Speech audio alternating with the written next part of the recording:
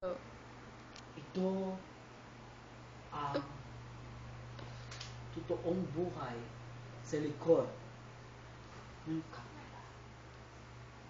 Isang araw, sa lugar kung saan hindi mo makikita ang kung sino-sino, may nagngangalang Ana Sandra. JP. Hi. Ako nga pala si Ana Sandra. Ngunit, sa kasamaang palad, si Ana Sandra ay nilrape. At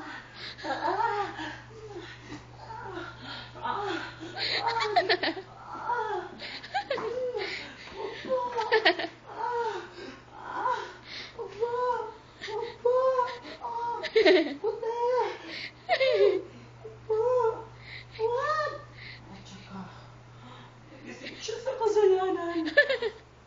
Wala Ganda na ako, Virgin. Wala akong ginawa.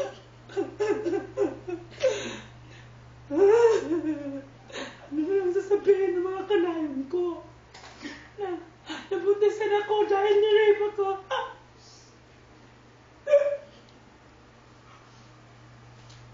Hindi ba? Kaya't, naisipan niya maging prostitute na lang. Ngunit, nang lumipas ang 3 taon, hindi na siya naging mabenta dahil nakakatakot ang kanyang mukha. At ayun na lang ang kanyang hiya. At ngayon, masasaksi natin si Ana Sandra kung paano siya gumawa ng kalaswaan. Dahil hindi siya nahalin kasi tag-jis ang bawat Inay. Okay, sorry, cat. Inay. Inay. Saan po kayo pupunta? Anak, punta lang po ako sa, ano po? Anak, pupunta lang ako din sa merkado. Bumili ka lang ng gusto mo. Bumili ka ng gusto mong ulam. Inay. Ano po? Sa charge. Charge? Charge. Ikaw yung presyo pa video. Ikaw ang nag-rape sa akin. Kilala kita. Ikaw si Ken Halia.